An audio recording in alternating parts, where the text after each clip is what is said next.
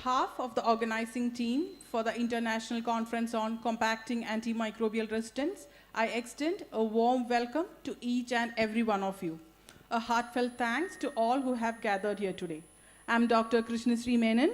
And I'm Dr. Sneha Nair. We'll be your host for the day. We kindly request the cooperation of all delegates to ensure the smooth process of this conference. Please take a moment to switch your mobile phones to silent mode.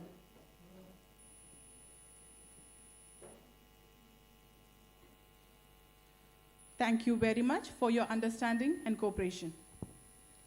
Before we begin, allow me to shed some light on the objective of this conference.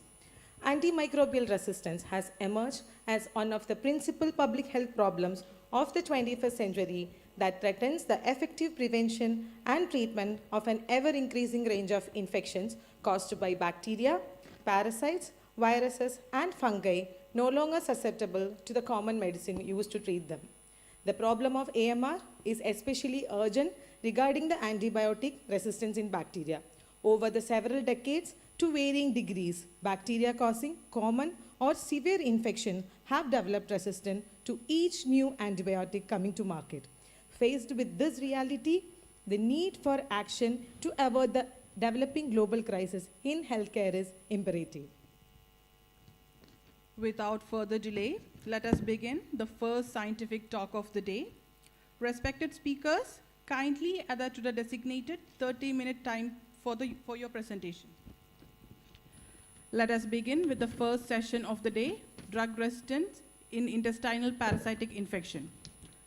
I request Dr. Rakesh Sehgal, Dean, AVMC, and Dr. Vinod Prem Singh, Medical Director, AVMCH, to chair the session and introduce the speakers.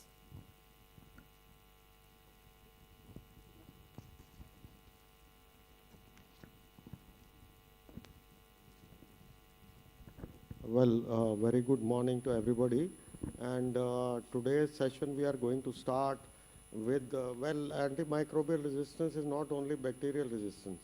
So the importance of this today's conference is that we are going to have a mix of bacterial resistance, and we are also having some problem as far as resistance in parasites. And most people don't know actually that is also a very important phenomena and has to be taken care of. Most common example is malaria, which now drug resistance is leading to a problem as far as control of malaria is concerned throughout the world. That is one. But bacterial resistance is a phenomena. Now it can be said that it is a pandemic which is occurring throughout the world, and we need to have some strategy how we can control it. As you know, as I told you previously also, that around 5 million deaths are occurring every year due to antimicrobial resistance one way or the other. So that we have to have a strategy, and this conference is going to tell you what is the problem of these resistance in across different organisms and what we can do to control this. I now pass on the mic to Dr. Vinod Singh, who's our director of the super specialty hospital in AVMC, and he will start the lecture for today. All the dignitaries, the organizing committee, specifically Dean Sir, who is the patron for the organizing committee. It gives me immense pleasure to introduce our first speaker for the conference as well as for the day, Dr. Abhijit Chaudhary. He's a professor in the Department of Microbiology at Sri Venkateswara Institute of Medical Sciences at Tirupati, Andhra Pradesh, India. This morning, we heard a little bit about Tirupati being a very special place, and Sir was there. His research interests include pathogenesis of protozoan parasites, mycobacterial genomics, and biofilm infections. He served as a referee for a number of national and international journals. He has more than 25 years of teaching experience in medical microbiology. He has published nearly 100 research articles in national and international journals and authored 7 book chapters. He is also a member of many scientific societies in India.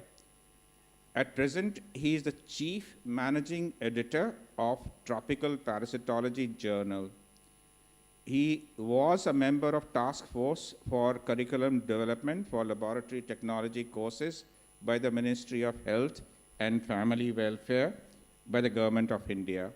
Today, he is going to talk to us about drug resistance in intestinal parasitic infection.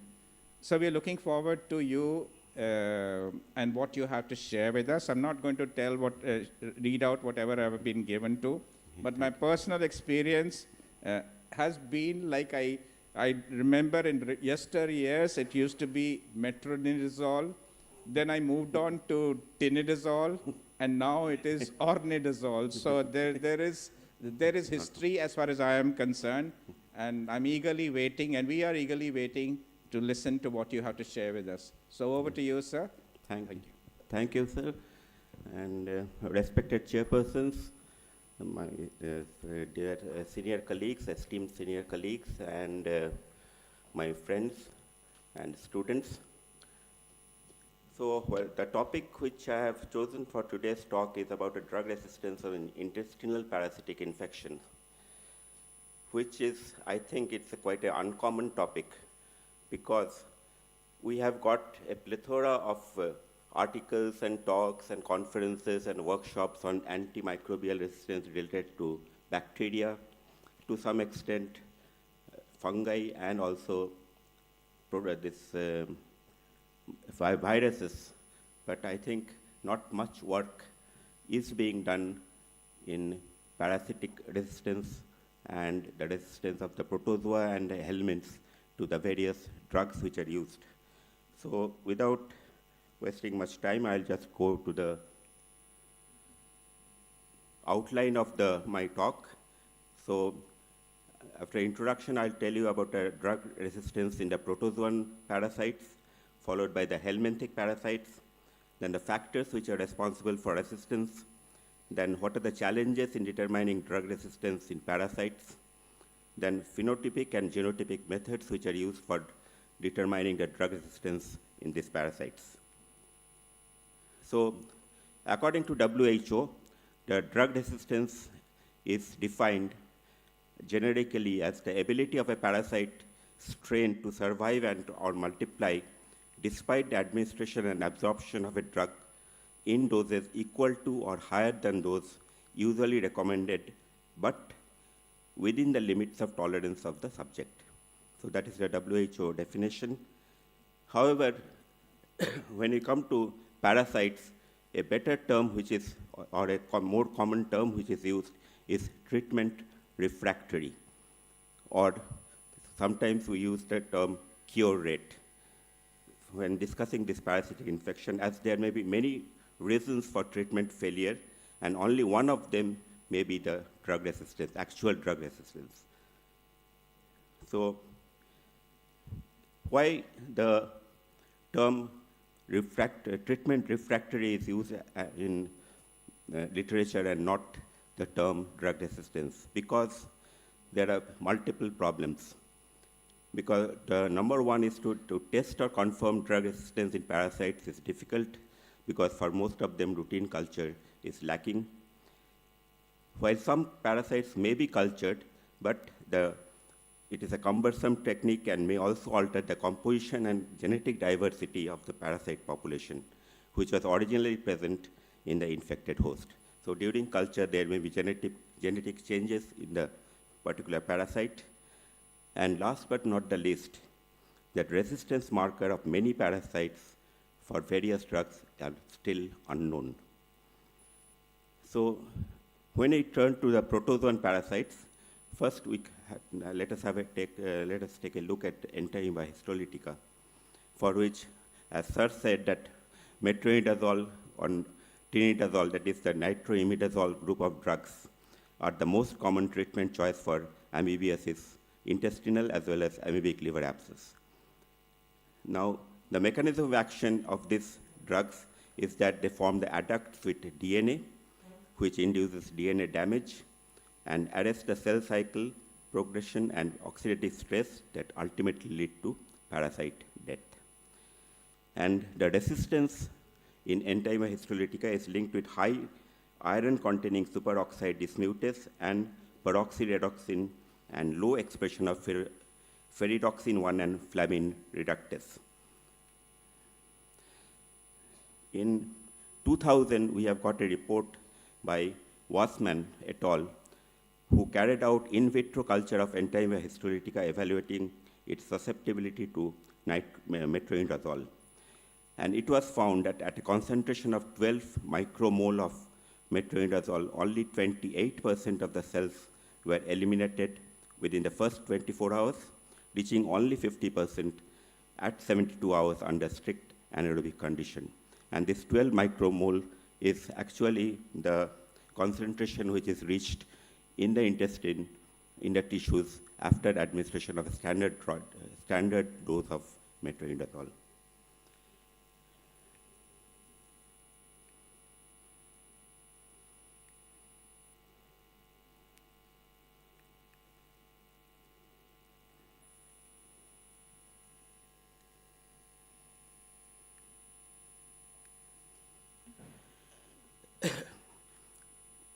In another report that is purely clinical, a study of 36 patients were done with amoebic liver abscess who were treated with metronidazole, and they found that the hepatic lesions were cleared, but 20 were recolonized in the intestine and 16 of them were asymptomatically infected. However, there are no reports of very high level of resistance to metronidazole as found in Trichomonas or Giardia. Now, here are two important studies from India with enzyme histolytica, separated by about 2 decades. The first one was published in 2004, and the latest one was in 2023. The Chandigarh study, of which Professor Sehgal was one of the co-authors, they did the study with 15 strains, and culture was done by microdilution plate method, and for viability of the parasite, NBT method was used, and they found that the inhibitory concentration for metronidazole was 13.2 micromole, while for tinidazole was 12.4. And a similar study which was done in 2023, published in 2023 from Varanasi, they found a higher concentration of metronidazole was needed to inhibit the strains. It was 20.01 micromole, and for tinidazole it was 16.1. So we can see that during the span of 20 years, there has been substantial increase in the inhibitory concentration of this drug, which point towards a resistance to these particular agents. When we turn our attention to Giardia, the situation is much worse. Here also, as we know, the nitroimedazoles are the first-line drugs, but the problem is that our knowledge about resistance mechanism in giardiasis is limited and fragmented. And one of the reasons is that the metronidazole resistance in Giardia is multifactorial and is associated with complex changes. And it has been found in most studies that the standard treatment does not achieve 100% parasitological cure, and treatment refractory cases of giardiasis have been observed by clinicians for many decades. And one of the largest studies which has been done regarding giardiasis has been published from London, from the Hospital of Tropical Diseases in London, where they found that the treatment refractory cases of giardiasis in 2008 was 15%, rising to alarming 45% in 2013, in a span of about 5 years. And the most interesting part is that 70% of these refractory infections originated from India. And similarly, in a retrospective study of 95 returned Spanish travelers, 22% had refractory giardiasis, particularly in those returning from Asian countries. So Asian countries and Indian subcontinent remains the hotbed for these infections, and concomitantly there is also a high level of resistance which can be found in these conditions. So metronidazole treatment failure has been identified in a wide range between 15 to 70% in various reports after the 5 to 7 days course of standard treatment. This is another one study from AIMS, which was published in 2014. They found that about 10% of the patients with giardia showed treatment failure as stool examinations were repeatedly positive even after treatment with multiple courses of therapy. So this is one study from India regarding the resistance of giardia to metronidazole. Turning our attention to cryptosporidium, as we know that nitazoxanide is the standard treatment and is the FDA-approved drug for the treatment of cryptosporidiosis. And also, we know that this particular treatment is not much effective in case of HIV patients, in immunocompromised patients. And it has been suggested that a healthy host human response, immune system is essential for the effectiveness of this particular drug. And this has been linked to the defective interferon gamma-dependent response in the immunosuppressed patients. And as we know that even without treatment, if the immune status of the patient with HIV is increased, is improved, there is improvement in the diarrhea caused by cryptosporidium. However, that is about immunocompromised. If we look at the patient with who are not immunocompromised in any way, which are HIV negative, here also we find that there is a clinical improvement in about 80 to 100%, and eradication of the parasite is only 60%, 67% in these patients who are immunocompetent. So even in an immunocompetent patient, there may be treatment failure with nitazoxanide in case of cryptosporidial diarrhea. So that much information which is available in the literature regarding the protozoan parasites, comprising mainly the 3 protozoan parasites, and not much information is available about the other protozoan parasites. So next we come to the anti-helminthic resistance. And in recent years, several reports of apparent failures in the treatment of human cystosomes and nematodes have been published. And in this, our veterinary parasitologists are much ahead, and they have found out the methods and cutoff values to define anti-helminthic resistance, and these are well standardized and in veterinary parasitology, but sadly it is not the case for human helminthic infections because no such guidelines are available in human helminthology. And high prevalence of anti-helminthic resistance, often exceeding 50%, have now been reported in all parts of the world for gastrointestinal helminths of various livestock like sheep, goats, and horses.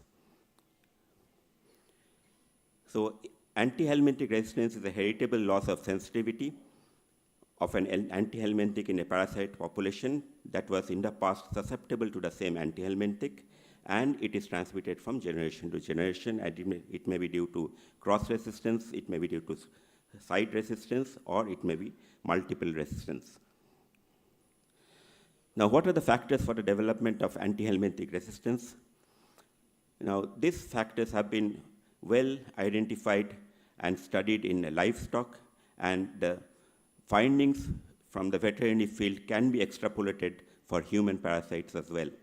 So these are the 4 important factors, which are high treatment frequency, single drug regimen, then targeting and timing of mass treatment, and underdosing. And as we know that all these factors can be found in human infections as well. For example, high treatment frequency, similar treatment frequencies which are done for animals, they are advocated for the control of intestinal nematodes in the humans, particularly the soil-transmitted helminths.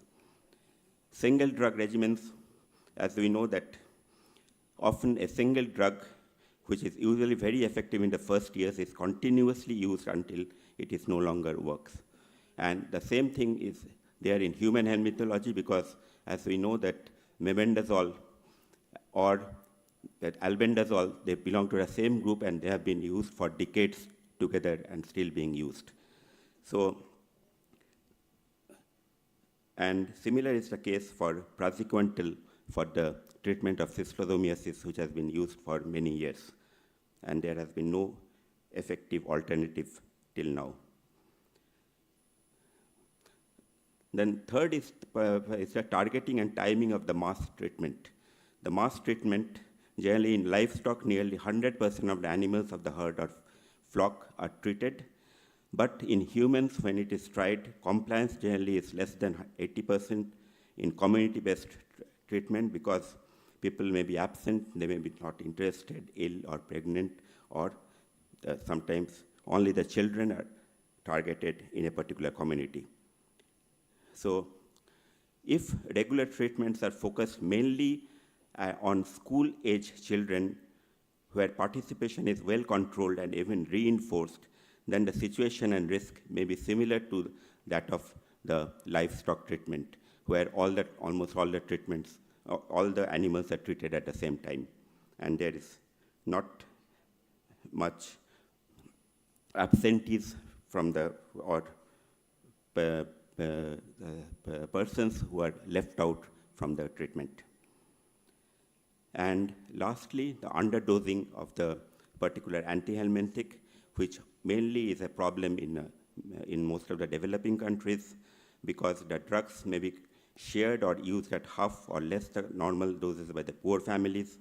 There may be generic products which may be of substandard quality. There may be expired drugs in the general markets, or there may be poor quality of drug due to mass production. So one of the nematode which has been well studied is the hookworm. And hookworm resistance to the mebendazole has been found in various studies, and it has been found that complete cure of hookworm infection is usually not achieved with any of the drugs like mebendazole, albendazole, or parenteral palmate. And cure rates as low as 61% with a 400 milligram dose of albendazole, and 67% with 800 milligram dose for albendazole has been found, and it is much less in mebendazole, where 45% cure rate has been achieved with repeated dose of mebendazole, and it is still lower in case of parenteral palmate. There is one study from Africa with 103 subjects where the cure rate was found to be only 22.9%, and another study from Australia using parenteral palmate for ankylostoma duodenal reported cure rate of only 13.3%. And in a Vietnamese study also, they found that compared to placebo, the egg reduction rate was only 31%. Coming to Ascaris infection, there is one recent study from Rwanda that is in Africa in 2015 with 1,182 children in 12 schools, and they found that there's about 70% cure rate when the stool was examined by mini flow tech method, and 88.6% by wet mount microscopy. And the fecal egg count reduction was only 75.4%.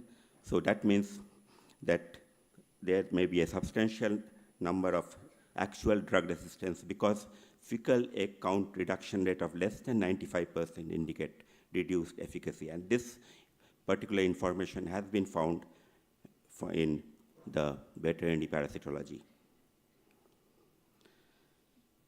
This was a report by the WHO where we can find that high level of the high level of treatment failure in case of hookworm and ascaris, as well as trichuris with mebendazole, albendazole, as well as parental palmoate. This was published in 2008. And there is another from the figure in 2012, where we find similar rate of treatment failure in case of albendazole and mebendazole for ankylostoma as well as for trichuris and ascaris. And similarly, in cystosoma, we know that praziquantel is the most common drug, and cure rate with usual field dose of 40 milligram per kg of body weight in a single dose are usually between 70 to 90%, and egg reduction rates are above 90%. And it has been found that in endemic condition, reinfection is a rule rather than the exception, particularly in the children. And another problem is that there is no reliable in vitro test available to determine the praziquantel resistance, because there is a lack of reference cystosoma strain which is resistant. And there may be multiple reasons for the low cure rates with praziquantel, which can like high initial worm burden, and also heavy infection with the immature worms, because praziquantel as such is not effective against the larval stage or immature worms of the parasite. So over the years, the evidence of resistance to praziquantel has been widely reviewed, but it remains still a controversial topic. And coming to Fasciola hepatica, the liver fluke, there's one Egyptian study where 1 month after initial treatment, 37 out of 67 patients responded well, while 30 patients failed to respond, and there was a persistence of fever, abdominal pain, high eosinophilia, and focal hepatic lesions persisting in these patients. So that is almost like nearly 50% of the patients were not cured by the standard treatment. This is a smaller study, of which 7 of 19 selected human fasciologists failed to respond to triclamendazole. This is from Peru in South America. So we have got multiple challenges for determining drug resistance. When it is about Giardia, the problem is that microscopy for the outcome assessment is not a reliable method. The resistance determinants are poorly characterized, and a phenotypic resistance testing is challenged by subpopulation of different resistance level, even within the same population of Giardia. And rapid and easy to perform molecular assays for antimicrobial resistance detection remains unavailable. For hookworm, again, there is a different susceptibility of the two species which are commonly, that is Ankylostoma duodenal and Necator americans, and this well-established point. And second, the field trials depend critically on the coprological method used, and generally the egg per gram measured by the Kato-Kurtz method is unreliable if it is not strictly standardized. And stool culture is laborious and also semi-quantitative. And apart from the egg count method, there is another method which is used in veterinary parasitology, is the egg hatch test, but that has been used in only one study with human parasites from a study in Mali, but as such it remains unstandardized, and it cannot be done routinely. And again, coming to cystosoma, the laboratory test for praziquantel resistance consists mainly of the worm, measuring the worm count reduction, but here that animal which is used is the infected mice. And as such, the mice is an unnatural host for studying the cystosoma, because the large worms act as giant foreign bodies in these tiny murine blood vessels, and proportionally it has been found that a single cystosoma in a mouse of blood volume 5 ml corresponds to 10,000 worms in an adult, blood volume 5 liter in human adult. So obviously few mice survive high worm burden, and by the time the mice dies, we cannot detect the anti-helminthic resistance. So what are the methods which are available for detection of the anti-helminthic resistance? First, we have to go for the genotypic methods, which are well standardized in various bacterial and fungal, but sadly it is not the case for the parasitic infections. And one of the reasons is that the resistant determinants are still not completely known. One of the mechanisms for benzimidazole resistance is the alteration in the beta-tubulin. And worms can be genotyped for the mutational beta-tubulin residue for detection of the resistance. But the problem is that in one study, no association was found between resistance to changes in the 4 separate beta-tubulin genes in Ascaris. And so this study reported that resistance may not be due to genetically resistant parasites, but to various other mechanisms such as drug metabolism. Similarly, the lack of consensus as to the molecular and genetic basis of praziquantel resistance in Cystosoma manson remains unclear, and praziquantel sensitivity depends on several factors, which includes life cycle, stage, the state of adult pairing, and the sex of the cystosomes. So there are various mechanisms for resistance to praziquantel, which include ATP binding cassette transporters, voltage-gated calcium channels, etc. And despite vast research efforts to detect resistance to ivermectin, to date no SNP can be related to the resistant phenotype. So the problem with genotypic methods for almost all the for all the helminthic parasites still remains in a state of flux. Coming to the phenotypic methods, which are easier to perform, the one which is commonly used is a fecal egg count reduction test, where we compare the worm egg counts from the animal before and after treatment.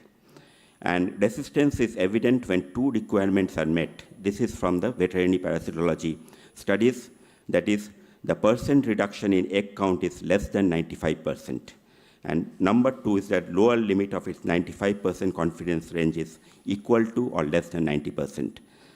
But although it has been standardized in veterinary parasitology, we don't have any standardization for human helminthology. And in animals, generally the timing of egg count post-treatment is 10 to 14 days for benzimidazoles, and for ivermectin it is 14 to 17 days. After that, it has to be tested. The egg hatching test, which is also used in veterinary parasitology, has been established to detect the resistance against benzimidazoles, where fresh eggs are placed in the wells or multi-well plates, and several concentrations of the drug are added after 48 hours of incubation. And from that, the LD50 values can be calculated, but egg hatching test still remains only in one human study it has been used, although it is widely used in the veterinary field. Similarly, larval developmental test, this is also done in veterinary, but no work has been done with human helminths for this particular test. And in humans, what we found is that WHO recommends quantifying changes in egg excretion before and after praziquantel treatment as egg reduction rate and cure rate to assess the drug efficacy. So that is the only guideline which is available for human anti-helminthic from WHO. And here also the tentative egg reduction rate threshold of 90% is an indicator of optimal efficacy for praziquantel. So in conclusion, we like to say that it has been shown very well in veterinary species that anti-helminthic resistance can be selected when the same drug is used repeatedly for many years, as is the case of soil-transmitted helminth mass treatment campaigns. Additionally, mathematical models have shown that anti-helminthic development can be delayed by opting to not treat part of the population and is the basis for the targeted selective deworming done in the animals to preserve the parasite refugia. Refugia means those parasites who have never been exposed to the anti-helminthic. But sadly, the current WHO guidelines for soil-transmitted helminth controls are recommending measures which are totally opposite to this knowledge base. Because as per the 2017 guidelines, all young children, preschool and school-age children should be dewormed, and all non-pregnant adolescent girls and non-pregnant women of reproductive age, and for all pregnant women, the deworming has to be. So there is no question of leaving any person. So we have got a targeted, but where all the persons are treated. So there is a higher chance of the anti-helminthic resistance development. So lastly, that resistance development to antiparasitic agents, of course, is inevitable, and also it must be there in the community, but we have got no idea about the enormity of the problem, and all we can hope is that there may be delay in the progress of the anti-helminthic resistance as well as anti-protozoal resistance. So thank you for the patient hearing, and I think that we, for the young colleagues who are here, particularly the students and assistant professor level, I think this is a very interesting arena where you can do a lot of work, because there's a lot of scope is there, because the existing literature is almost non-existent. So thank you. Thank you, Dr. Abhijit. I think a very interesting talk on, because why people don't work on parasites. The main reason is that to culture parasites is not easy, and to work on them for drug resistance or other related factors is also very difficult. So now this is also changing. That is what Dr. Abhijit said, that for young generation it is going to be something different totally, because now genetic methods are there. You can detect the gene, drug resistant gene, and you don't need to culture the parasite. So like that, what we have developed, say in malaria also, that PCR has developed, and LAMP also is being developed. Some people have, we have also developed that. And for other parasites also it was being developed. So that will change the field as such. But as Dr. Abhijit has pointed out, drug resistance is inevitable, because now mass drug treatment is being given throughout the country. So just one, I'd like to interrupt. Sir, our Chancellor is here, sir. And sir, morning, sir, morning. Welcome, sir. Sir, welcome. Please. So I think we can continue with the question session later on. Yeah. Okay. And I would like to finish here. And if anybody is wanting to have some interaction with Dr. Abhijit here, he is here today and tomorrow also. So you can all go and have a talk to him regarding what is the problem as far as parasitic resistance is concerned. Because just to end it, malaria is a very big problem, and now artemisinin resistant is spreading in Southeast Asia, as well as now it has been reported in the African continent. So that is going to be a big problem for us in the future also. So we should all be aware that we are going to face a situation when we are going to try to eliminate malaria. Anyway, thank you, Dr. Abhijit, for a nice presentation. Thank you, sir. Thank you, sir. And one last word for everybody. We need to, for this, we need to do the work in close association with our veterinary parasitologist. That is very important. Yes. Thank you. Thank you. Thank you very much. Thank you. Thank you, sir, for enlightening us about the drug resistance and infections stemming from the intestinal parasites. Felicitation will be done after the inauguration ceremony. Now, let us move on to the inauguration ceremony. Every day, believe in the power of knowledge to change the world. A warm good morning to all our esteemed guests. It's a pleasure to welcome you all to our second International Conference on Combating Antimicrobial Resistance 2024, organized by the Department of Microbiology, Arupadi Vida Medical College and Hospital, under the auspices of Academy of Clinical Microbiologists. Let us seek blessing from the Almighty. Moving on to the invocation song.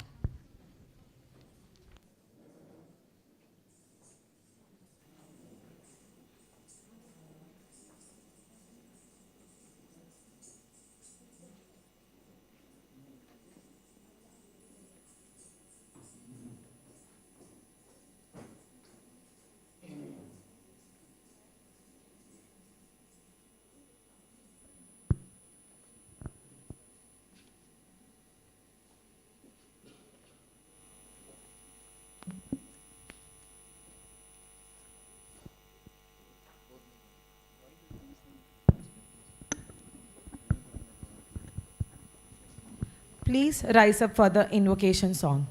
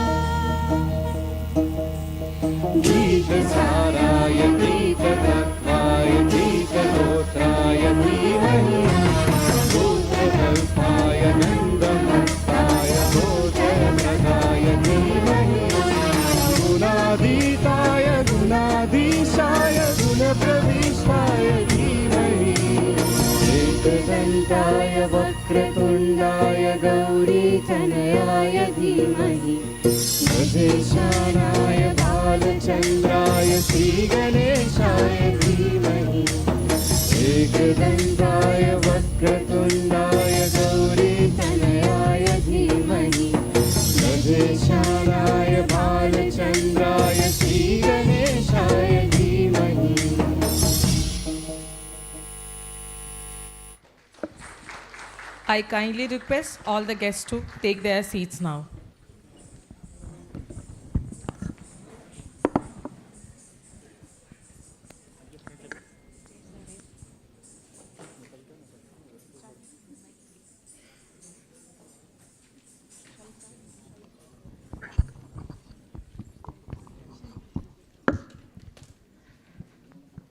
Antimicrobial resistance represents an emerging pandemic, a silent crisis escalating in the shadows of global health. The relentless use of antibiotics has propelled the rise of resistant microbes, threatening to turn common infections into untreatable scourges. Unlike conventional pandemics, AMR evolves insidiously, fostered by improper antibiotic practices across diverse sectors. The absence of novel antibiotics compounds this challenge as pharmaceutical development struggles to keep pace with microbial adaptation. Swift, coordinated international efforts, rigorous antibiotic stewardship, and innovative research are imperative to confront this emerging pandemic and safeguard the efficacy of infection treatments worldwide. Now, let's revisit UNICEF's CAMR previous international conference in 2022. Microbial resistance, CAMR 2022. The CAMR 2022 marked a significant step in the global battle against antimicrobial resistance AMR. With 236 participants from various fields, the conference focused on clinical implications and the genomics and proteomics of AMR. The event featured renowned speakers, including international experts, who shared their insights and research findings.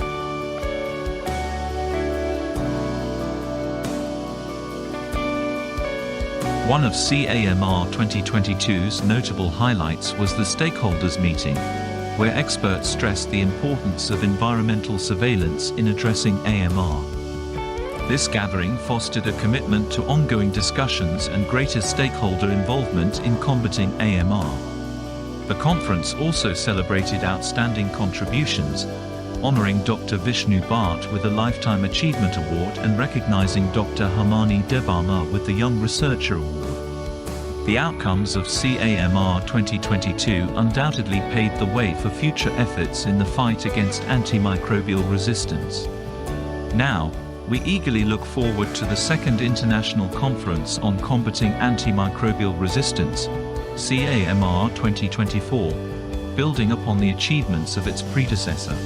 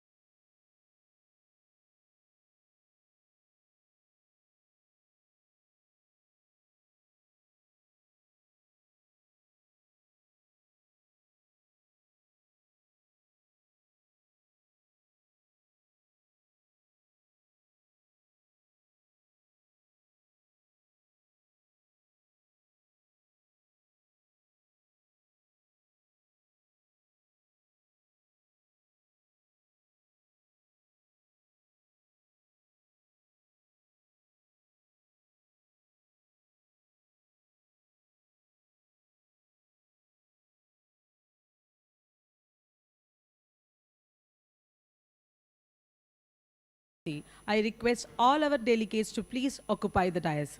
I extend a warm welcome to Dr. A.S. Ganeshan, Honorable Chancellor of Vinayaka Missions Research Foundation, as he joins us on the dais. Welcome, sir.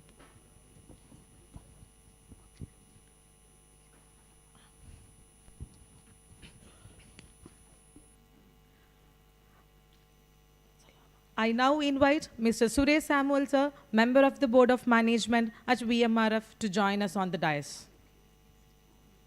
It's a pleasure to welcome Dr. Mani Srinivasan, Infectious Disease Consultant, USA, to the dais.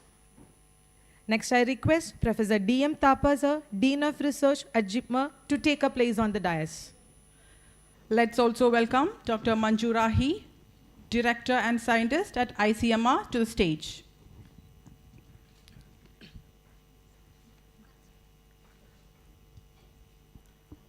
I also welcome Dr. Kavita Raja, President of ACM, Professor, Senior Grade and HOD Microbiology, Sri Chitra Tirunal Institute of Medical Sciences and Technology, Trivandrum, to the stage. A warm welcome to Dr. Rakesh Segal, Dean, AVMCH. I now request our respected Vice President of Academics, Dr. Lata, to take her place on the dais. I invite Dr. K. Kavita, Professor and HOD, Department of Microbiology, to the stage.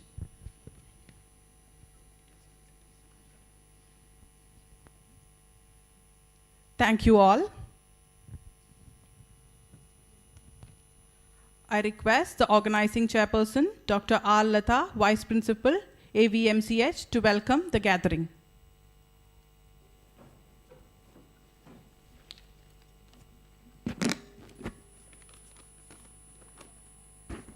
Very good morning to one and all present here. I'm Dr. Lata, Vice Principal Academics, Professor Microbiology, and also the Organizing Chairman for this CAMR 2024. Over the past few years, there has been a sense of anticipation in our premises, evolving into excitement as the official date of the conference were announced. I was truly honored to be standing here. I'm truly honored to be standing here officiating the opening ceremony of the second international conference on combating antimicrobial resistance, CAMR 2024. The theme of our conference is Clinical Challenges and Solutions in Antimicrobial Resistance. Antimicrobial resistance, you all know, is a silent pandemic threatening the very foundation of the modern medicine. This is the time to raise our voices and to preserve the power of antibiotics and protect the future of healthcare. It gives me an immense pleasure to welcome you all to this program that promises to be a platform for the exchange of knowledge, insights, innovative ideas in the field of combating antimicrobial resistance. A warm welcome to our Honorable Chancellor, Dr. A.S. Ganeshan, sir, whose presence dignifies this occasion. We are privileged to have you with us, sir. I would also like to extend a warm welcome to our Honorable Vice President, Dr. Anuradha Ganeshan, Madam, in absentia. Due to preoccupied, Madam could not come today, but we welcome Madam also because she has always been our support in all our endeavors which we do. I also welcome Mr. Suresh Samuel, sir, Member, Board of Management, VMRF DU, who helped us in all the possible aspects throughout organizing this conference.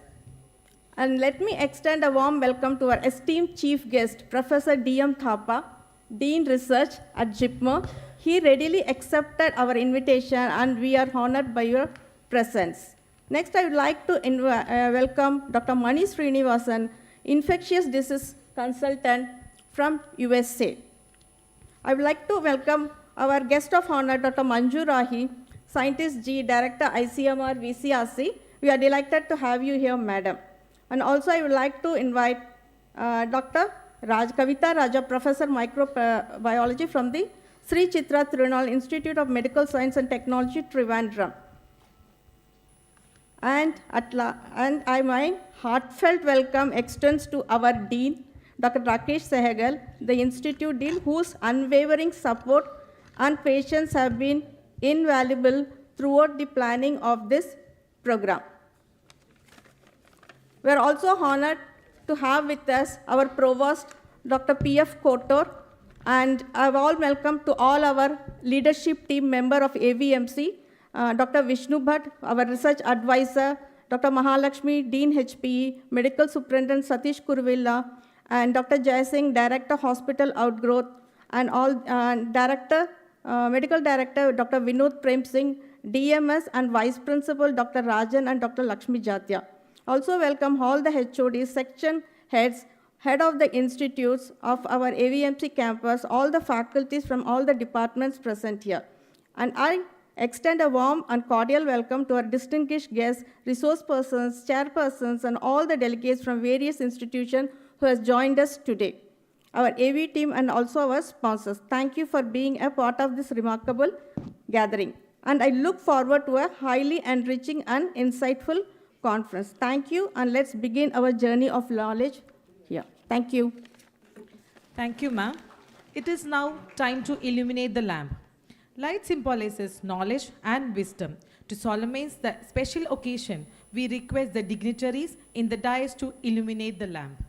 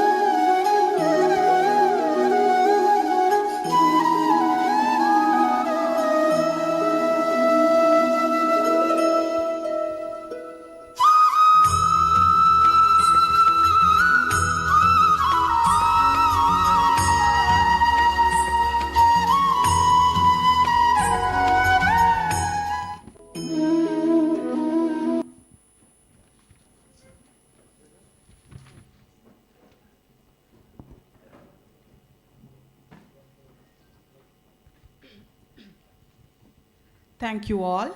I now invite our esteemed Dean, Dr. Rakesh Sekal sir, to discuss the conference scope.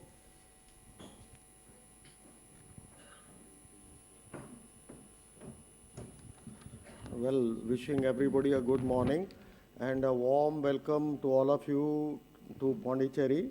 And under the help of our Honorable Chancellor and Madam Chancellor and our board member, Mr. Samuel, that this conference has been possible because without their help, this could not have been possible. I'm grateful to all of them and our management for allowing this conference and helping us in all ways to host this conference today.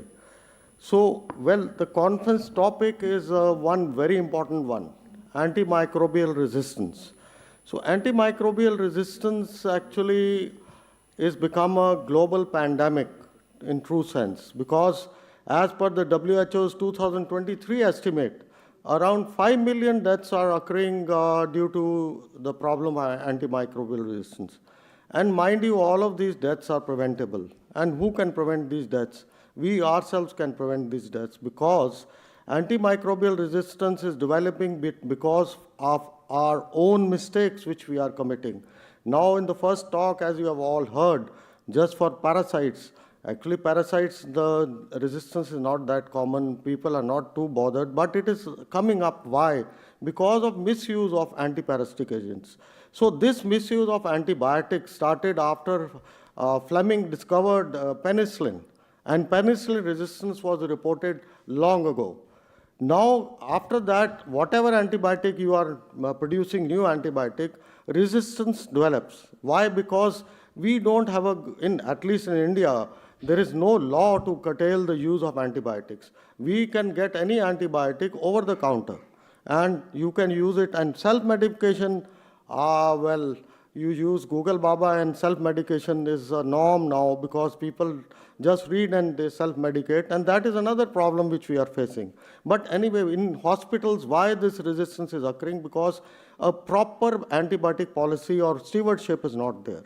So this conference is meant for basically for microbiologists and also more importantly for clinicians, whom we will try to tell how this problem has arisen and what can be done to curtail the further spread of this problem. So a number of people have come, international scientists from say New Zealand and USA, and even for that matter Japan. They are come and they will be speaking on diverse topics ranging from antibacterial resistant, antifungal resistant to sort of, well, parasites you have already listened, and they are going to try. And the main strategy is to devise ways how we can go ahead and curtail the use of antibiotics so that further spread of this AMR is actually stopped at this moment. But this is a very difficult order actually, but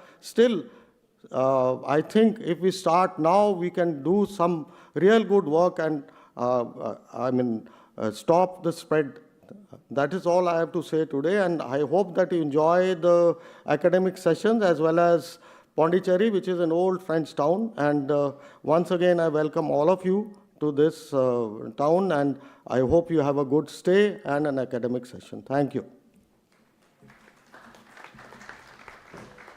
Thank you, sir.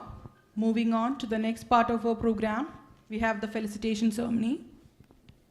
I request Honorable Chancellor Dr. A.S. Ganeshan to take honor our chief guest, Professor D.M. Thapa, sir, Dean of Research at JIPMER.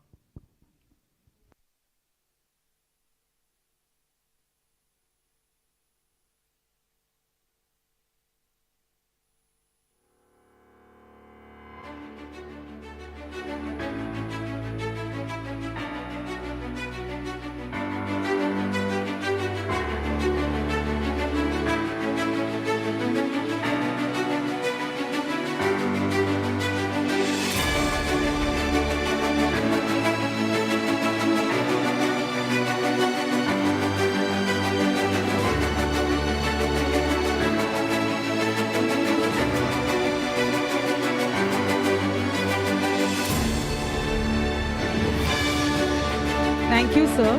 Now I request Mr. Suresh Samuel, sir, Member Board of Management, BMRF, to felicitate Dr. Manish Srinivasan, Infectious Disease Consultant, USA.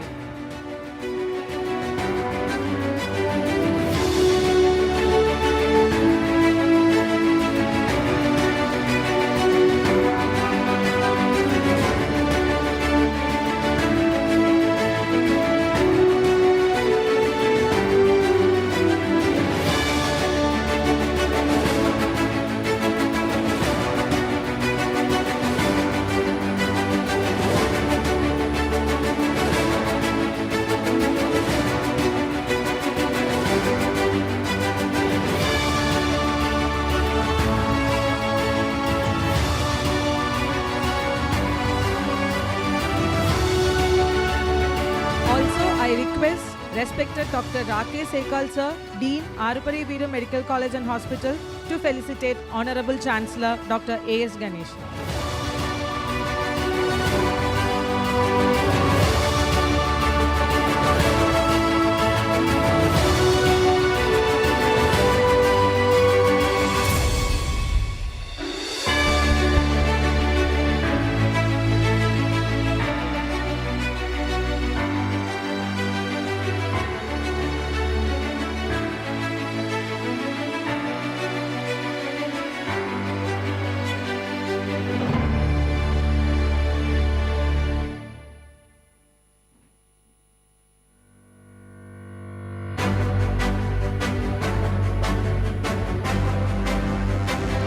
Thank you, sir.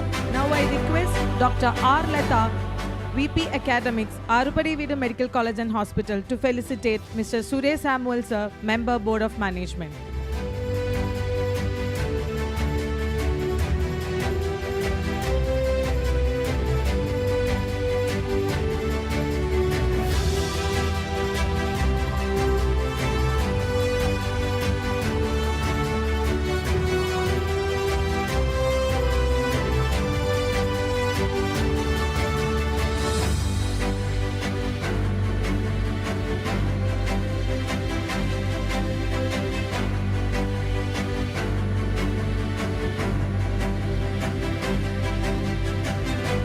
I request Dr. K. Kavita, Professor and HOD, Department of Microbiology, to felicitate Dr. Manju Rahi, Director and Scientist at ICMR Vector Control Research Center.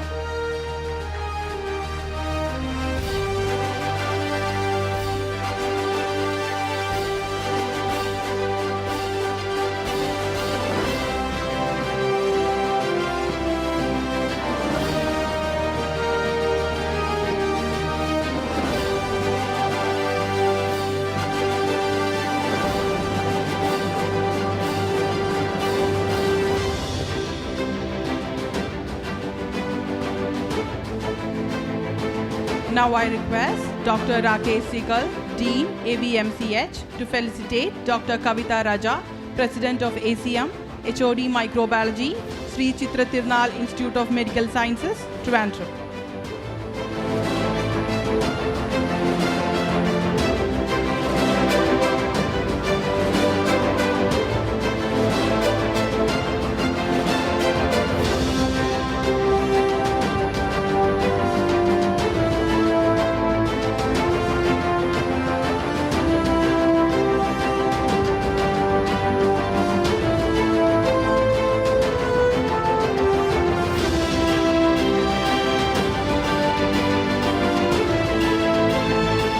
Now I request Dr. R. Lata, Vice Principal Academics, AVMCH, to felicitate Dr. Rakesh Sikal, Dean, AVMCH.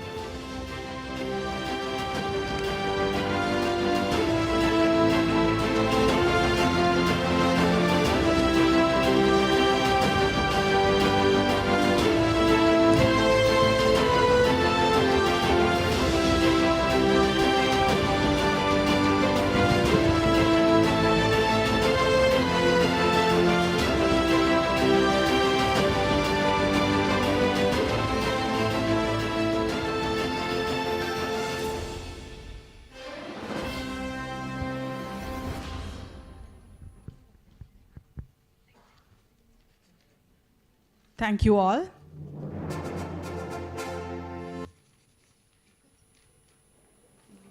Kindly take your place on the dais.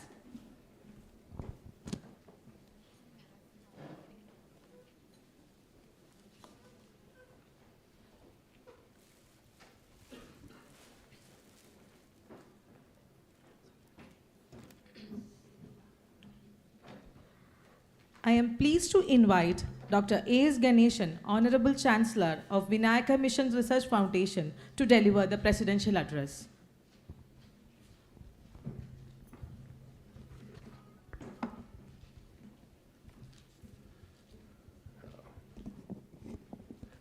Distinguished Chief Guest, Professor Thapa, Dean Research from JIPMER, Dr. Manju Rahi, Scientist and Director from ICMR, Dr. Mani Srinivasan, Infectious Disease Control Specialist from USA,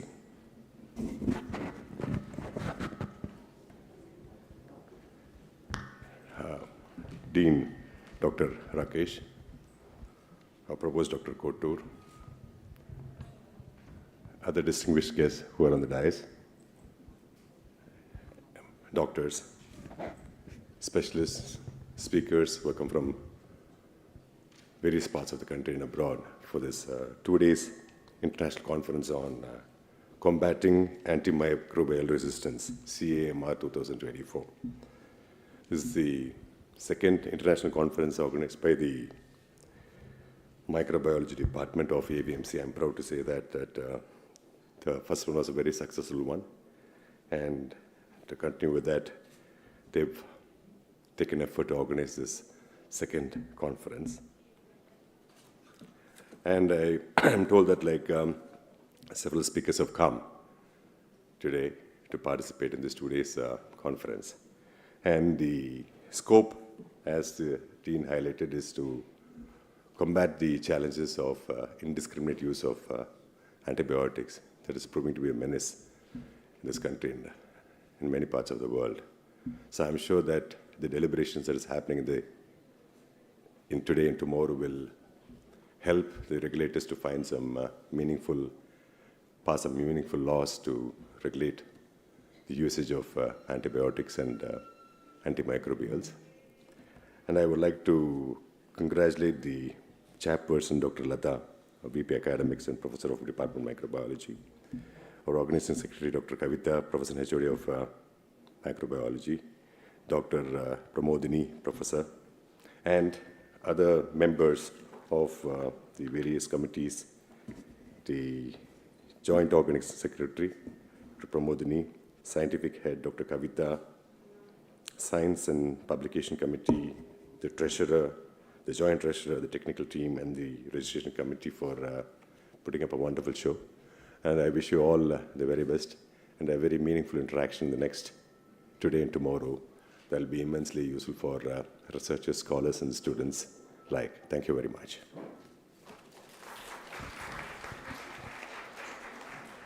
Thank you, sir.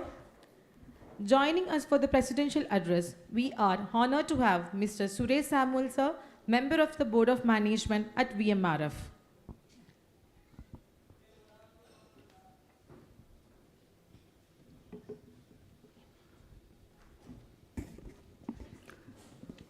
Honorable Chancellor, Dr. A.S. Ganeshan, esteemed Chief Guest, Professor D.M. Thapa,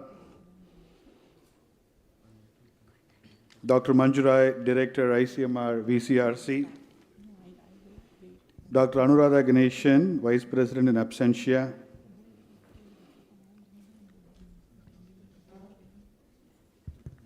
other delegates and international speakers, faculty of AVMC. It gives me a great pleasure to participate in this CAMR 2024. Vinayaga Missions Research Foundation, AVMCH, has been one of the frontrunner specifically among the private deemed to be universities in working through all these innovative research-related activities. This is the second international conference which is being conducted here in Pondicherry by AVMCH.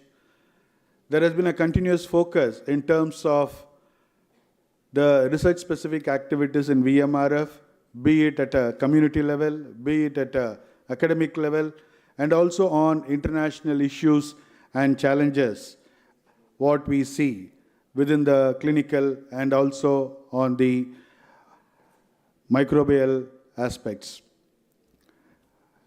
Today, I'm very pleased to also have in our midst Dr. Mani Srinivasan, who is an infectious specialist from United States of America. Nevertheless, he has also been a distinguished medical officer with United States Department and also with outstanding services as a medical officer in the White House of USA. Recently, he conducted the 17th International Health Summit at AIIMS, New Delhi, and within a short notice, when we extended our invitation for him to join, he readily accepted, and today he is going to enlighten us in terms of some specific clinical challenges and other aspects pertaining to this CMR and today's conference. I congratulate all the organizers, Dr. Lata, and the entire team in AVMC for having this conference conducted in the best manner. I wish all the participants and the international speakers a great stay and a meaningful discussions and deliberations which will result in some specific outputs and outcomes. Thank you one and all. Thank you, sir, for being with us today. Now, I would like to request Dr. Mani Srinivasan, Infectious Disease Consultant, USA, to deliver the address.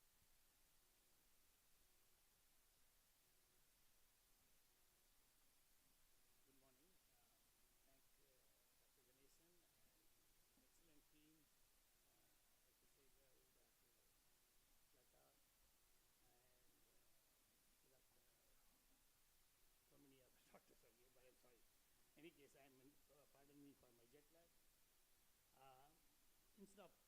usual slide. Let me tell something about my background.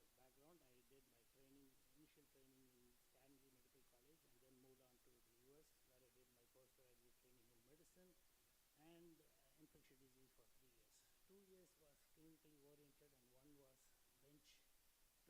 That is from the lab to the actual patient. So that gave a wide one, and we had an opportunity to study each and every patient as a unique, because we are all average, but there is no such thing as a normal patient or normal human being for that matter. What fascinated me was the study of microbes from bench to bedside, how it worked, and it was beginning to have an impact on me, because over the period we all have noticed how this starts. There is some good news and some not so good news. The good news is most of the gram-positive bacteria are still lazy, and they do not produce very effective enzymes. There are few resistant, but overall they are manageable. In the case of gram-negatives which acquire in hospital, we are talking a different ball game. So the emphasis, the alarm bell was rang in the 1980s when my mentor Harold New rang the alarm bell on antimicrobial resistance. So it has not gone away. That is, you don't put a shutter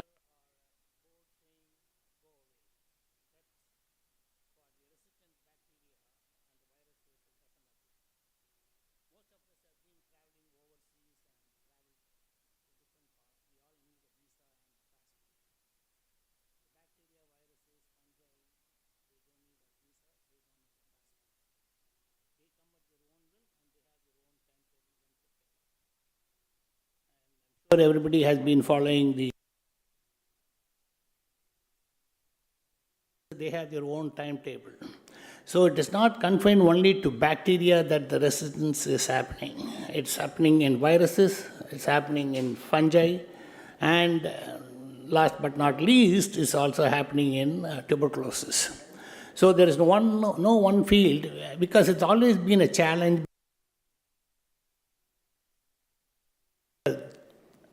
Microbes allow us to exist. They outnumber us billions to one. So how does it apply to the practical situation for the students and the postgraduate students? They usually, when a patient comes, usually the initial sign of infection or initial sign of presentation is fever. And most of the time you see patients with self-administered antibiotics or somebody who has given an antibiotics out of goodwill, your neighbor or somebody across the street. Oh, I took this antibiotic, I have few left over. Why don't you take it?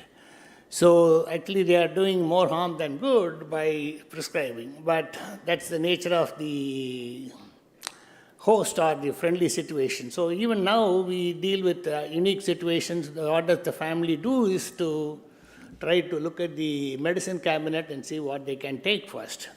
If it's not available, they will tell their neighbors or their family members. So they will give their leftover prescriptions and say, I took this for so-and-so conditions, why don't you take it? The patient doesn't get better, then they go to Google and then go to Dr. Yahoo. After exhausting all this, then they come to the clinician.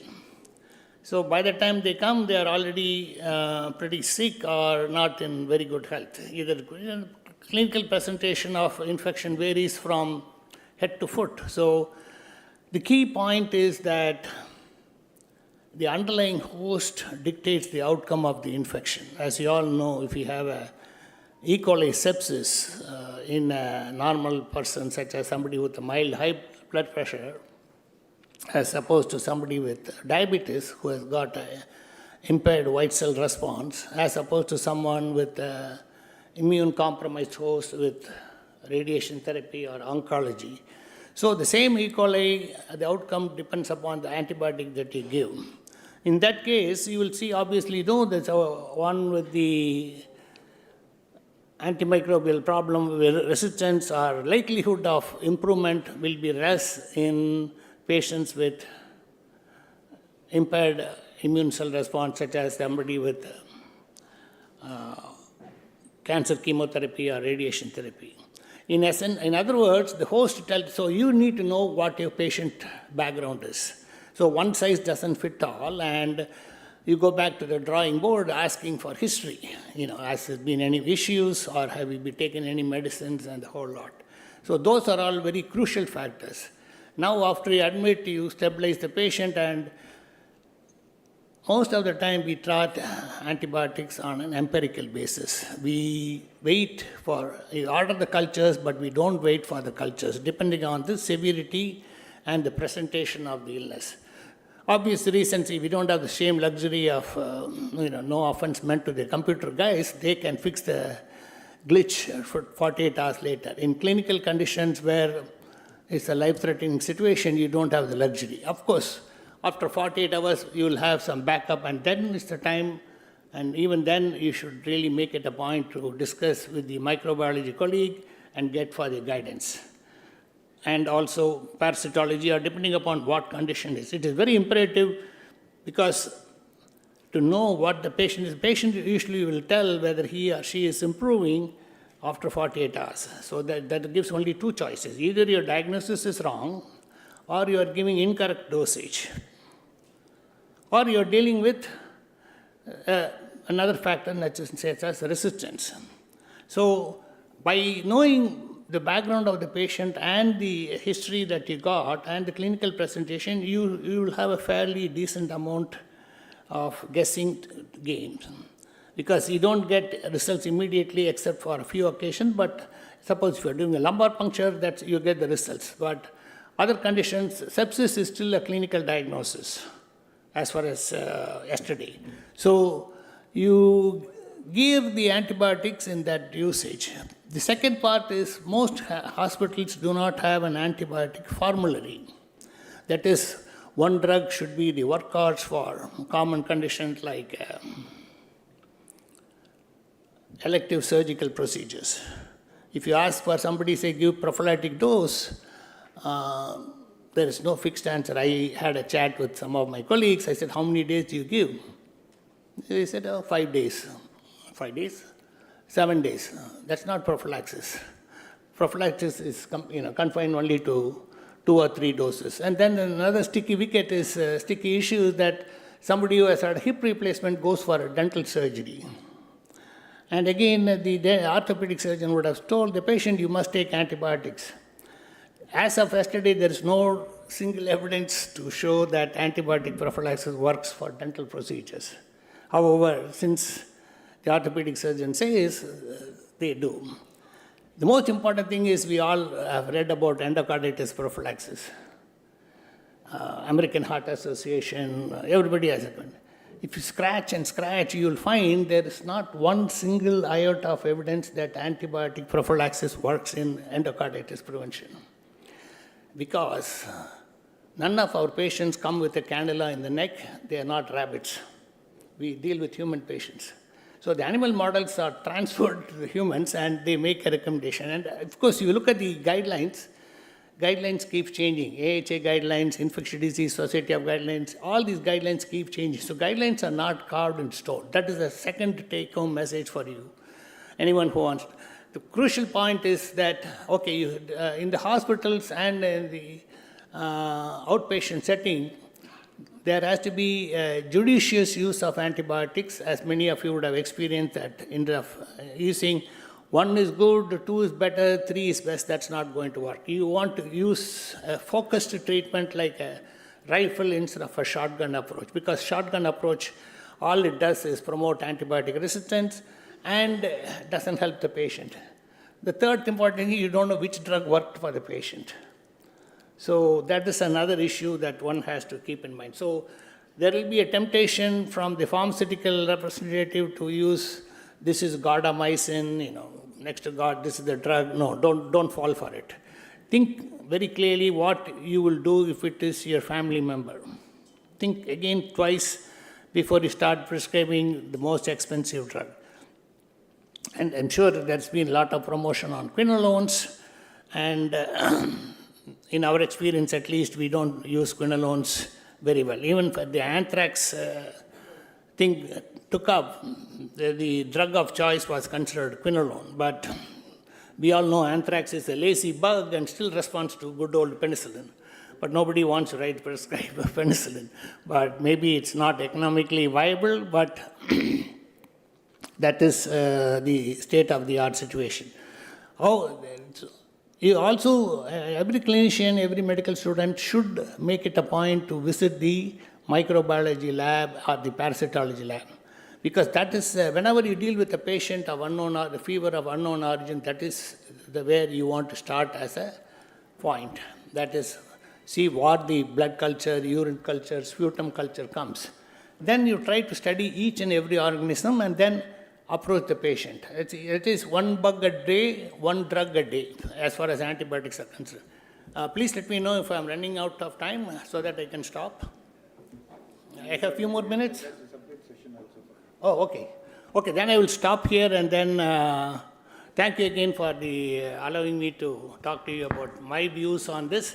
And again, we have a long program, and thanks again. Bye. Thank you for your words, sir. Now, let us move on to the inaugural address by our chief guest. Professor D.M. Thapa, the Dean of Research and Senior Scale Professor in Dermatology and STD Department at JIPMER. He holds the distinguished position of ranking 8th among the 15 most productive Indian authors in medicine based on a scientometric analysis of Indian research output from 1999 to 2008. Professor Thapa has a notable history, having served as the Vice President of National Executive of Indian Association of Dermatologists, Venerologists and Leprologists in 2004 to 2005, President-elect of IASSTD in a period of 2005-2006, and President of IASTD in 2006-2007. His professional journey is adorned with numerous international and national awards. Academically, he earned his MBBS degree from the University of Jammu in 1984, MD from PGMR Chandigarh in 1989, and DHA from the Institute of Healthcare Administration, Madras in 1994.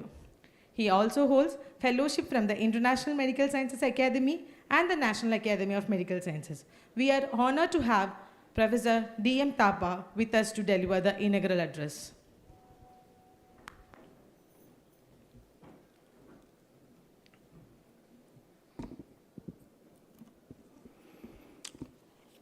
Good morning,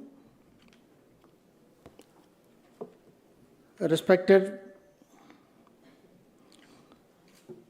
Dr. A.S. Ganeshan, Honorable Chancellor, Vinayaka Missions Research Foundation, deemed to be University,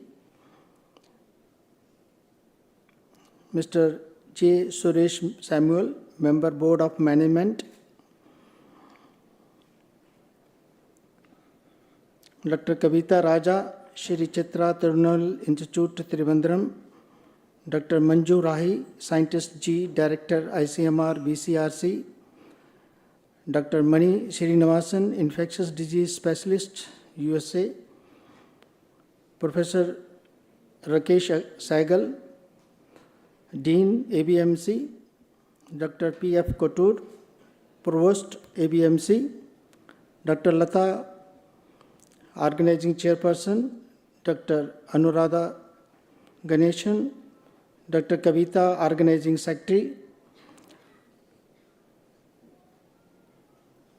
It's indeed an honor for me to be here as a chief guest for this inaugural function for the second international conference of combating antimicrobial resistance, in short called as CAMR 2024.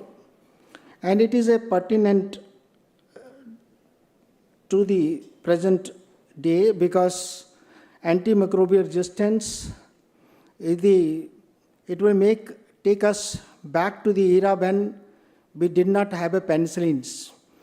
So because it is in 1928 when the Alexander Fleming has brought in the penicillin, we were able to save the various people affected with the infections, especially the war-torn areas in the antibiotic use was the main thing which was required, and it was the Second World War where the people were being affected and they were being treated. To control this antimicrobial resistance, there is already the things are taking place at bar footing at WHO level. They have already set up a global action plan, and in national levels also we have the national CDC, the Center for Disease Control. There is a mandate also for the states to set up the state action plans, and only 3 states till now are able to make a progress onto this. They are Kerala, Madhya Pradesh and Delhi. So there are other states also have to take over these type of things so that this problem can be tackled, and they can devise the ways and means how to combat the antimicrobial resistance. I belong to the specialty of dermatology, and we have come across this problem of the resistance, antimicrobial resistance, and that is true for the dermatophytosis. We are finding that it's becoming a difficult problem to treat. As you know how we treat any kind of antimicrobial resistance, we tried to find alternative drugs may not be available, and then what we will do is the same drug is used in a higher dose, and when you use the higher dose, there is a problem of the toxicity. So when we use itraconazole and higher dose, it leads to the liver enzymes rising and the features of hepatitis being developing. Another area where we come across the problem of resistance is in the pathogenic infections. The Staphylococcus aureus is the one which is initially developed the resistance to methicillin. So we have those MSRI, and then we came to know that those newer antibiotics are also not working. Now we are falling on from days when I was joined in 1994. I used to use coloxacillin for treating the furuncles and some staphylococcal infections. Now the days have come when we have to use the linezolid, which is quite a toxic drug, but then that is how the scenario has been building up. On the side of the sexually transmitted infections, the more pertinent question is related to gonorrhea, where the resistant strains are building up like anything and they are developing resistance. Sir was talking about the quinolones, and quinolones also are showing resistance in the gonorrhea. So main problem with the gonorrhea is if it affects the females, it will make the females infertile. Okay, so there is a dangerous pathway which it will take. We have been using topical antibacterial. There is a talk which is listed in the later on. And we know that the mupirocin, which is being used quite rampantly, it is showing a resistance. Only one which is being spared is a little bit the sodium fusidate and povidone iodine. So they are still being working. The resistance is not only restricted to bacteria, it is happening to viruses. We are finding herpes simplex virus, which used to respond to acyclovir, will not be responding. To the parasites, we have scabies and the lice infestations. We have seen how the things have changed. There is a linden resistance, the gamma-benzene hexachloride. We started using now the ivermectin topically and the ivermectin systemically for scabies as well as for this lice infestations. And this story is going on.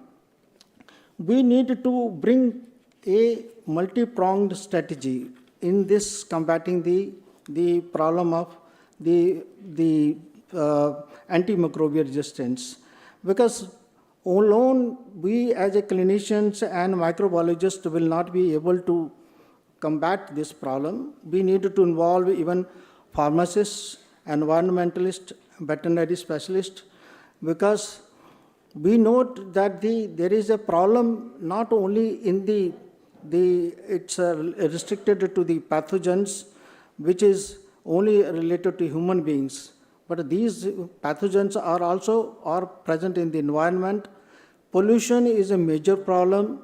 For increasing the food production, we have been using the pesticides and antimicrobial agents. We are also using there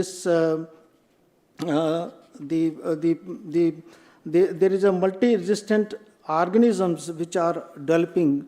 The super bugs are becoming a real issue, and then the pollution, the pharma industries, which is also producing the effluents, how we are treating those effluents, they are also of the main concerns for us, because unless we take care of all those things, these problems are going to escalate and become a real problems.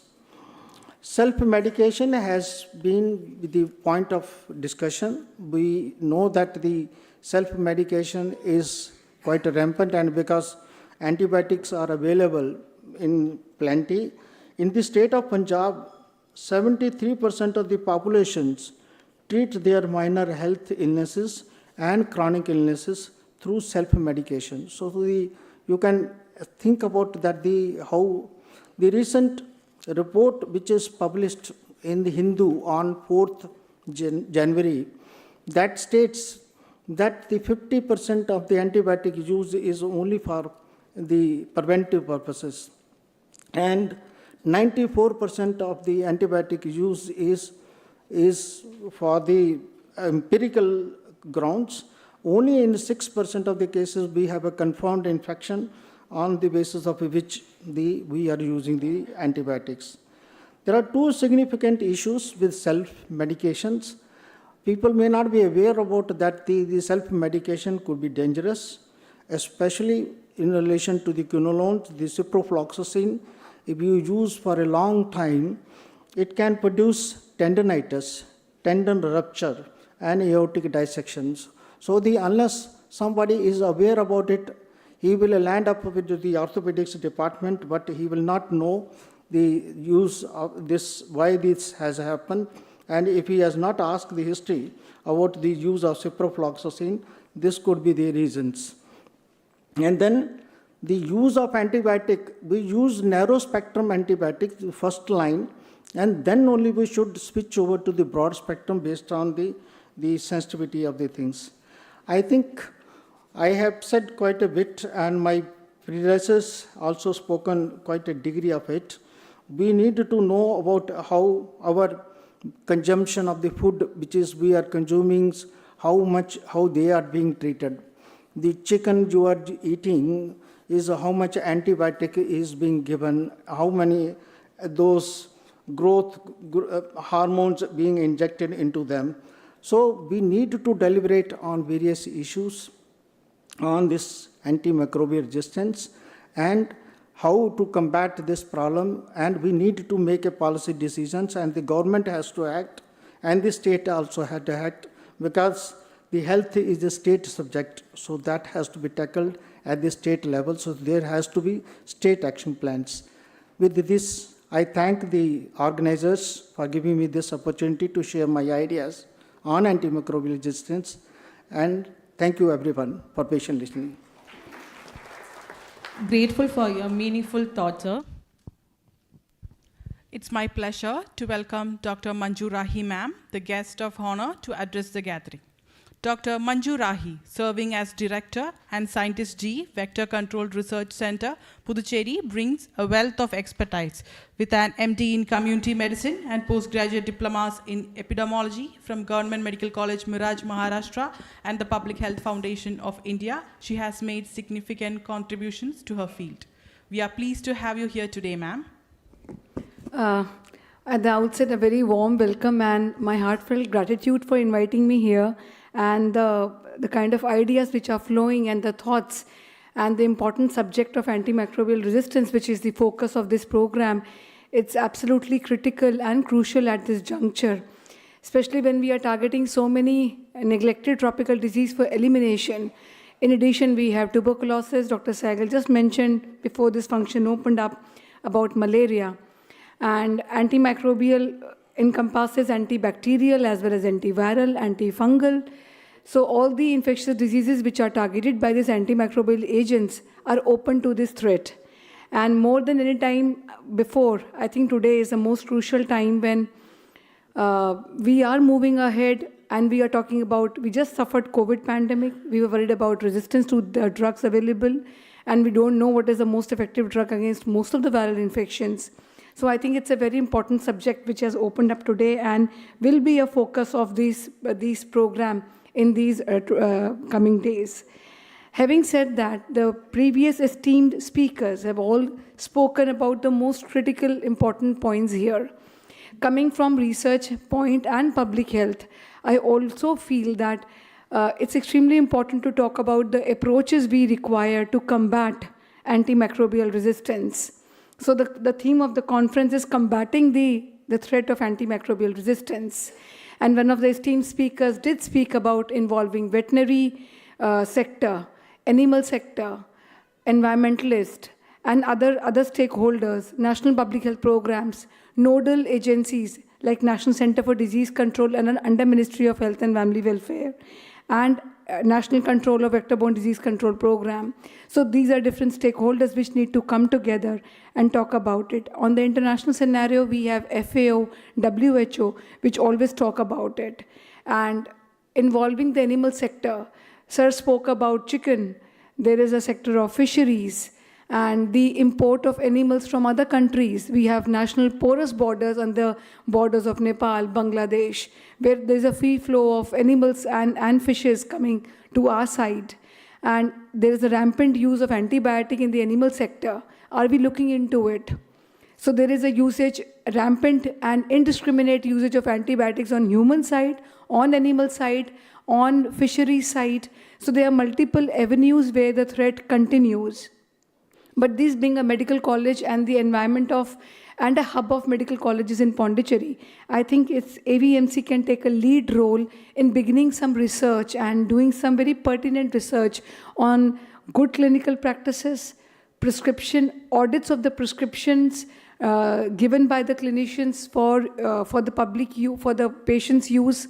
Over-the-counter usage also is rampant in our country. But are we as clinicians also pragmatic about our prescription of antibiotics? Sir mentioned a prominent figure of, I think, more around 93% as empirical use of antibiotics, and which is not diagnostic driven. Are we really careful about what we are prescribing as doctors, and as patients we take over-the-counter drugs in a very rampant way? So these are the topics which are for public health research, but as researchers, as clinicians, there are many more avenues, especially antifungal drugs and fungal infections also should be a priority when we talk about AMR. So these topics will be discussed in coming days. I thank once again the organizers, Ganesan sir, for having me here, Dr. Sahgal for inviting me over this, and we have been discussing about this conference from past few days.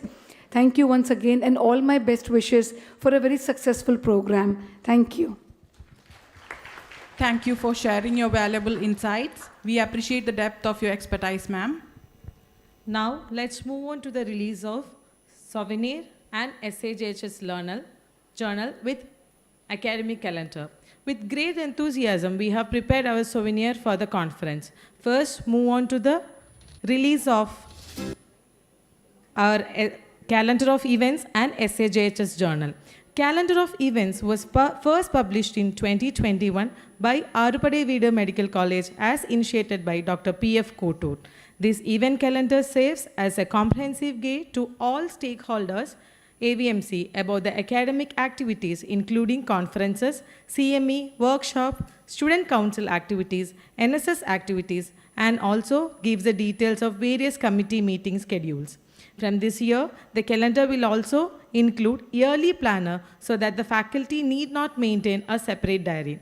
Now I invite our Honorable Chancellor, Dr. A.S. Ganeshan, to unveil the calendar of events and SAJHS journal. Please give a big round of applause.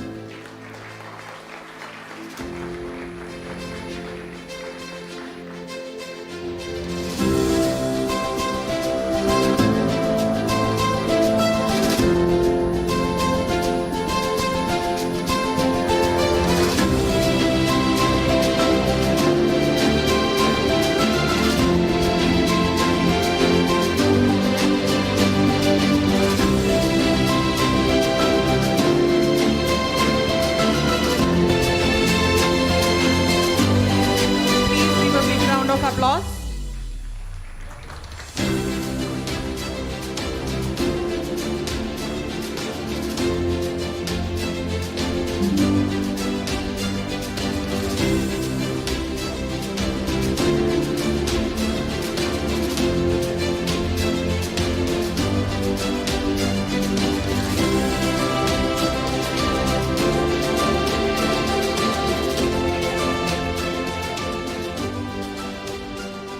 Now I request Honorable Chancellor to unveil the SAJHS journal.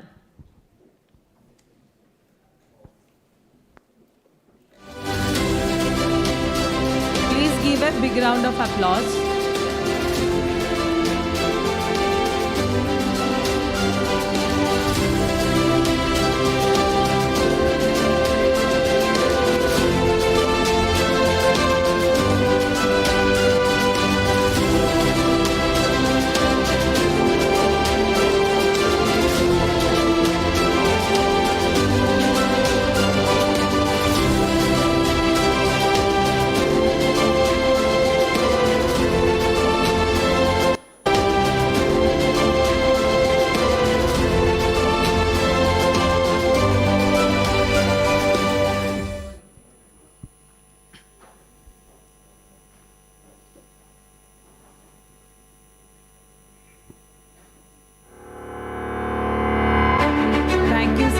Now I kindly request Mr. Suresh Samuel sir and Dr. Mani Srinivasan sir to release the CAMR souvenir.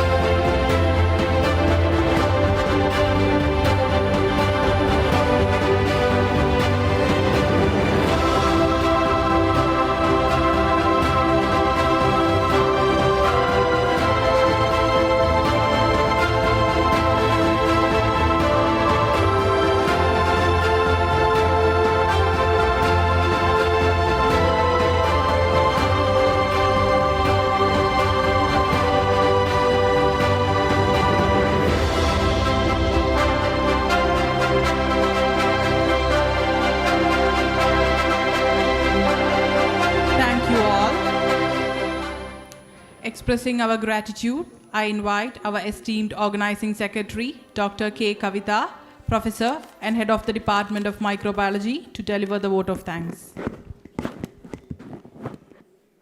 Good morning, everyone. Distinguished guests, our dignitaries, ladies and gentlemen, I deem it a great honor and privilege to propose a vote of thanks on behalf of the Organizing Committee. At the foremost, we are extremely thankful to Professor Dr. M. Thapa sir, Dean of Research, JIPMER, for accepting our invitation and has set the tone for an inspiring two-day journey ahead. Thank you, sir. We are honored by the presence of our Honorable Chancellor, Dr. Ganeshan sir, and Mr. Suresh Samuel sir, Member Board of Management, for their gracious presence and for their ever-available support. Thank you, sir. A special note of appreciation to Mani Srinivasan, Infectious Disease Consultant, USA, and Dr. Manjurahi, Scientist and Director, ICMR VCRC, for sharing this event. We sincerely thank Dr. Kavita Raja, Professor and Head, Sri Chitra Tirunal Institute for Medical Sciences and Technology, President ACM, for gracing this occasion. Thank you, ma'am. It's my utmost honor in thanking our Dean, Dr. Rakesh Sehgal, sir, without whose persistent motivation and planning ever since would not have been turned fruitful. Thank you, sir.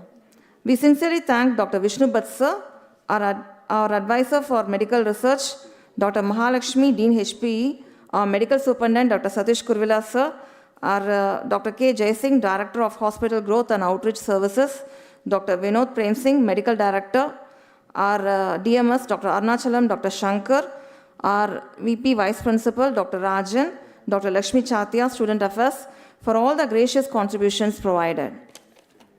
We express our heartfelt thanks to all the distinguished speakers, panelists, chairpersons, and judges who are here to impart their knowledge, experiences, and expertise. Our gratitude extends to all the HODs and faculties for being part of the momentous occasion. A round of applause for the organizing committee and volunteers whose meticulous planning and hard work have turned this vision into a reality. Last but not the least, I thank Mr. Sundaram, audiovisual team, for their support. Thank you all. Thank you, ma'am. Let us take a break for a cup of tea. Kindly join back after 15 minutes of break. We have more interesting and informative sessions waiting. Our next session will begin at 11:45 a.m.